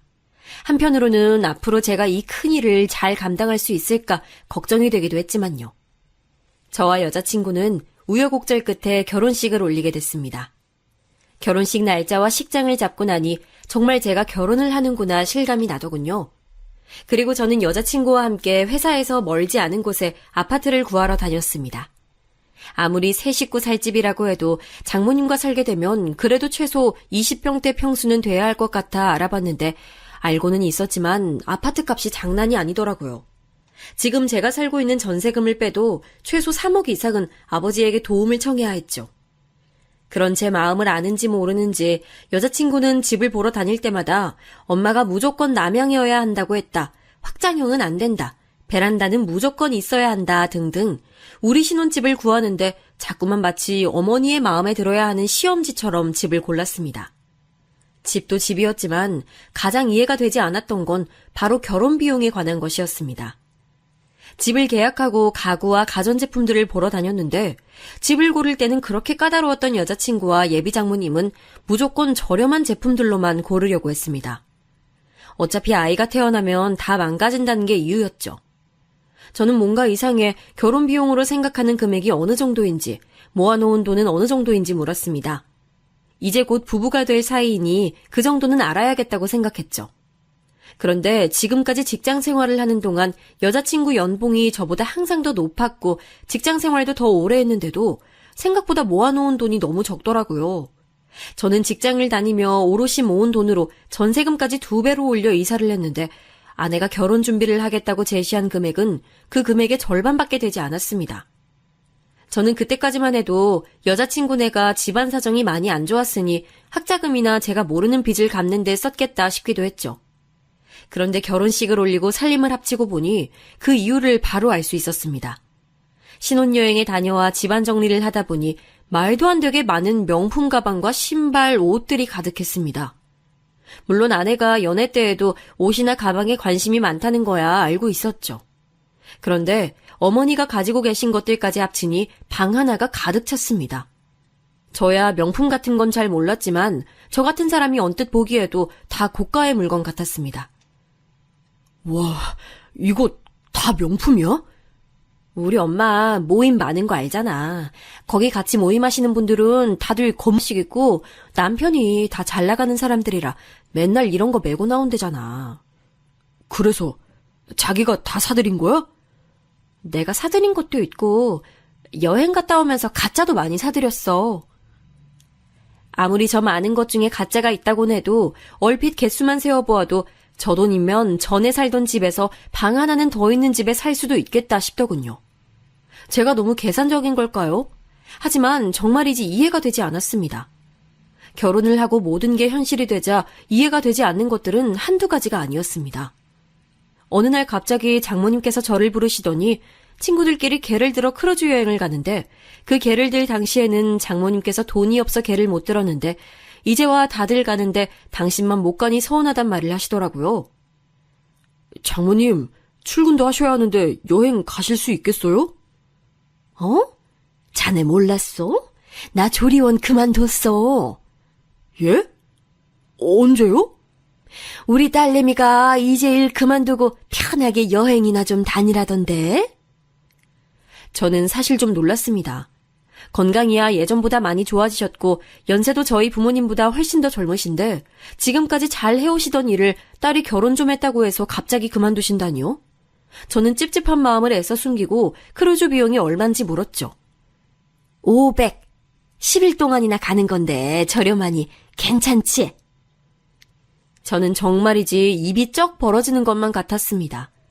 금액도 제가 생각한 것보다 너무 비싸기도 했지만 500이나 되는 금액이 저렴하다며 별거 아니라는 식으로 말씀하시는 장모님이 역시나 이해되지 않았죠. 저희 부모님은 평생 신문 보급소를 해오시느라 그 흔한 관광 한 번을 못 다니셨는데 말입니다. 저는 그날 밤 아내에게 상의를 했죠. 장모님께서 크루즈 얘기를 하시는데 우리도 지금은 여윳돈이 없으니 다음에는 꼭 보내드리겠다. 장모님 서운하지 않게 말씀드리는 게 어떻겠냐며 아내에게 얘기했죠. 그러자 아내는 대뜸 자신이 보내드릴 테니 제게 신경 쓰지 말라고 하더군요. 그거 얼마 되지도 않는데 어떻게 안 된다고 해. 내가 월급 들어오면 알아서 할게. 아내는 알아서 한다고 말하긴 했지만 뭔가 제게 서운한 눈치였습니다. 하지만 저는 오히려 화가 좀 나더군요. 이제 결혼도 했으니 저와도 가족인 건데 서로의 수입이나 월급에 대해서는 함께 공유해야 한다고 생각했습니다. 제 월급은 벌써 이 집의 생활비로 나가고 있었는데 아내의 월급은 어머니의 크루즈 비용으로 다 나가버린다뇨. 제 상식으로는 도저히 말이 되지 않았습니다. 그러던 중 도저히 그냥 넘어갈 수 없는 일들이 반복됐습니다. 하루는 어머님의 모임 친구분들이 저희 집도 구경할 겸 잠시 놀러 오신 적이 있었는데 제가 방에 있는 걸 아셨는지 모르셨는지 알 수 없었지만 아무리 제가 없다 해도 어떻게 그런 말을 할 수가 있나 싶을 정도의 말을 제 귀로 직접 듣고야 말았습니다. 자기는 복도 많아. 요즘 세상에 사위가 장모를 누가 모시고 살아. 우리 딸 정도면 그럴 수 있지 뭐. 어디 요즘 애들이 그래? 대학도 우리 딸보다 못한대고 지금 회사에서 직급도 딸보다 낮아. 연봉도 우리 딸이 더 높고. 어머 그래? 아우 하긴 자기 딸이 능력자긴 하네. 그럼 능력만 있어? 인물도 연예인 뺨치는데. 그러니까 그런 잘난 딸 낳아준 나를 지가 떠받들어 모셔야지 별 수 있어? 그래도 서울에 아파트까지 샀는데 대단하지 뭐. 그까짓 아파트 30평도 안 되는 거 가지고 뭐 아주 사위랑 살려니까 좁아 죽겠어. 저는 그 순간 문을 박차고 나가고 싶었지만 애써 꾹 참았습니다. 하지만 울분이 목구멍까지 차오르는 건 도저히 견딜 수가 없었죠. 저를 가지고 마음대로 이야기하시는 건 참는다 쳐도 저희 부모님이 고생고생해서 사주신 아파트까지 별거 아닌 것처럼 대하시는 장모님께 정말이지 화가 났습니다. 그런 소리까지 들은 이후에는 도저히 저도 장모님을 전처럼 대하기는 힘들더군요. 거기다가 툭하면 제게 용돈을 달라며 농담 비슷하게 얘기하셨어요. 주변의 다른 분들과 자꾸만 비교를 하시면서요. 그 집 사위는 분기마다 필요한 거 사라고 용돈을 주는데 최소 100일에 폐해. 어머니, 저희도 많이 노력하고 있어요. 상황이 좋아지면. 월급쟁이가 무슨 상황이 좋아져? 매일 똑같은 게 월급쟁이지. 에휴, 이래서 남자는 사업을 해야 돼. 언제는 월급쟁이가 안정적이고 좋다고 하시더니 이제는 제 모든 게 마땅치 않으신지 매일같이 꼬투리를 잡으셨어요. 주변 사위들과 비교하는 것도 모자라 이제는 아내 주변 친구들의 남편들과도 비교를 하셨죠. 걔는 너보다 잘난 게 하나도 없는데 어디서 그런 남자를 만났다니? 엄마, 무슨 그런 말을 해. 으이그, 정서방 봐. 우리 애가 이렇게 착해 빠져서 남들 다 계산기 두드려보고 남자 만나고 있을 때 우리 애는 자네 착한 것만 봤다니까. 같은 공간에 산다는 것 자체가 이렇게 힘든 줄 몰랐습니다. 처음에는 제 눈치라도 좀 보시는 것 같더니만 시간이 좀 흐르자 할 말 안 할 말까지 구분할 줄 모르시더라고요. 하지만 사람 사는 게 어디 다 제 마음 같은가요? 아내와 저에게도 꿈만 같던 아이가 생기자 다른 것들은 생각할 겨를도 없이 행복하기만 하더군요. 제게는 때론 얄밉기도 한 장모님이기야 했지만 당신의 딸에게만큼은 언제나 진심인 분이셨죠. 입덧으로 아무것도 먹지도 제대로 자지도 못하는 딸을 위해 매일같이 직접 만든 음식에 매일 야근으로 바쁜 저를 대신해서 병원에도 같이 가주시고 매일 밤마다 마사지도 해주시더라고요. 그러다 안타깝게도 10주를 채 넘기지 못하고 아이를 먼저 보내게 됐는데 저는 도저히 회사에 출근할 엄두도 나질 않아 한 달을 넘게 무급휴가 신청을 냈습니다. 자네는 아무리 힘들어도 그렇지 가장이 돼서 자기 멋대로 무급휴가를 내는 게 말이 되나? 장모님, 저도 너무 힘들어요. 남자가 왜 그렇게 유약해? 아우, 도대체 내 딸은 뭐가 모자라서 자네 같은 남자랑 사는지 모르겠네. 언제나 제게만은 모진 말을 툭툭 내던지시는 장모님이시기야 했지만 그래도 아내는 그때 이후로 전보다 더 장모님을 많이 의지하고 있는 것처럼 보였어요. 저도 그 당시에는 제가 힘든 것만 생각하느라 아내를 위로하지 못했으니 잘못했다 싶어 제 마음이 어떻든 간에 어떻게든 아내와 잘 살아보자는 마음으로 참으며 살다 보니 어느새 결혼을 한 지 10년이 지나더군요. 그 사이 저희 누나도 결혼을 했고 아버지께서도 돌아가시고 저희 어머니께서도 고향에서 홀로 살고 계셨습니다. 누나가 그래도 어머니 댁 근처에 살고 있어서 마음은 조금 놓였지만 저는 자주 내려가지 못하는 상황이었으니 항상 죄송스러운 마음이 있었죠. 그러다 어머니께서 전부터 좋지 않으셨던 무릎 때문에 서울 병원에 다니게 되셨고 수술까지 하게 되셨습니다. 의사 선생님의 말로는 한 달 정도 거동이 불편할 수 있으니 푹 쉬셔야 한다는데 서울 병원을 오가는 건 누나가 다 도왔다지만 누나도 아직 어린 조카가 있어서 간병까지는 쉽지 않았어요. 그래서 저도 고민을 하다가 이번에는 아내에게 솔직하게 말했습니다. 한 달만 어머니를 좀 저희 집에서 모시고 싶다고요. 나도 아들 노릇은 한번 해봐야지. 정서방, 생각이 있어? 애가 일하랴 살림하랴 매일 고생하는 거 안쓰럽지도 않어? 근데 거기다가 대고 시어머니 수발을 들라고? 장모님, 저희 어머니 수발은 제가... 됐네! 다신 그 얘긴 꺼내지도 말어! 저는 정말이지 더 이상은 참을 수가 없었습니다. 아니, 이제는 참을 이유조차 없는 것만 같았죠. 나 참을 만큼 참았어. 더 이상은 나도 장모님이랑은 못 살겠어. 뭐야, 그럼 이제 와서 우리 엄마 내쫓으라는 거야? 해도 너무하시잖아. 딱 한 달만이라는데 그게 안 돼? 설마 지금 우리 엄마 버리고 오빠 어머니 모시고 싶어서 이래? 그런 말 아닌 거 알잖아.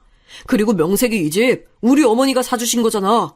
내가 장모님을 10년을 모셨는데 우리 엄마는 한 달도 같이 못 지낸다는 게 말이 된다고 생각해? 와, 자기 생색 장난 아니다. 그리고 나랑 결혼만 하면 아버지께서 사주신다고 하신 거잖아. 내가 너무 마음에 들고 놓치기 싫으니까 그러면 내 지분도 있는 거지. 정말이지 제가 사랑했던 그 여자가 맞는 건가 싶었습니다. 딸은 엄마를 닮는다는데 정말 아내도 장모님을 닮아가는 걸까요? 저는 덜컥 겁이 났습니다. 평생 이렇게 살 것만 같아서요. 정말 나도 지쳤어. 못 참아주겠다. 뭐? 우리 이혼하자. 이혼하자는 제 말 한마디에 눈물을 터뜨린 아내의 소리에 역시나 방으로 쫓아오신 장모님은 제게 별의별 욕을 퍼부어대셨습니다. 저는 정말이지 미운 정마저도 다 떨어졌는데 화도 나질 않더군요. 그때 알았습니다. 더 이상 이렇게는 살 수 없다. 저는 목소리에 힘을 실어 장모님과 아내에게 차분하게 나가달라고 말했습니다. 제 말에 순순히 나갈 사람들이 아니었으니 저도 강하게 해야겠다 싶어 다음날 도어락 비번을 바꿔버렸죠. 그리고 이혼 서류도 아내의 사무실로 보냈습니다. 그러자 아내가 울며불며 제게 사정을 하더라고요. 지금 당장 돈도 한 푼도 없어 나갈 수도 없다고요. 어머님이랑은 절대 떨어져서 못 산다며. 잘난 당신 엄마랑 예전처럼 그 다 허물어져가는 월세집으로 돌아가면 되겠네. 제 선언에 아내도 그제야 실감이 나는지 똥줄이 타는 듯 보였습니다.